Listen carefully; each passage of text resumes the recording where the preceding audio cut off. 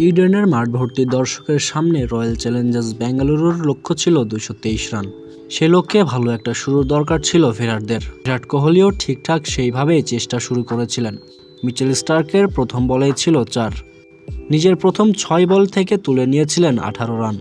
এরপরে অবশ্য ভারতীয় এই ব্যাটার আউট হয়ে ফিরেছেন বিতর্কিত এক সিদ্ধান্তে। হর্ষিত রানার বলটা ছিল কোমরের কাছাকাছি। ফুলটাস বলে কোহলি কেবল ব্যাটে বল লাগিয়েছেন, ফিরতি ক্যাচ লুফেছেন বোলার নিজেই। আউটের সিদ্ধান্তের জন্য দ্বারস্থ হয়েছিলেন আম্পায়ারের কাছে। সেখানে হক আই প্রযুক্তির সাহায্যে থার্ড আম্পায়ার মাইকেল গফ সিদ্ধান্ত দিয়েছিলেন আউটের। বিরাট কোহলি সেই সিদ্ধান্ত মানতে নারাজ। মাঠেই মেজাজ হারিয়ে তর্কে জড়ান আম্পায়ারের সঙ্গে। যুক্ত ছিলেন আরসিবির অধিনায়ক ফাফ ডু প্লেসিও।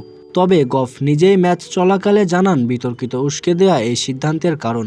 আই প্রযুক্তিতে দেখা যাচ্ছে হরিশ রানার ওই ডেলিভারিটা পুরোপুরি বৈধ ছিল। ব্যাটার ক্রিজে থাকলে বলের উচ্চতা হতো 0.92 মিটার।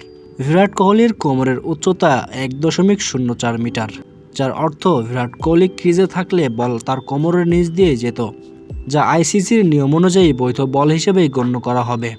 স্বাভাবিক নিয়ম মেনেই তাই আউটের সিদ্ধান্ত দিয়েছেন মাইকেল গফ। তবে শ্বাসরুদ্ধকর সেই ম্যাচে 1 রানের জন্য হেরে গেছে আরসিবি, যেটা ক্রিকেটের ভাষায় সত্যিই দুঃখজনক।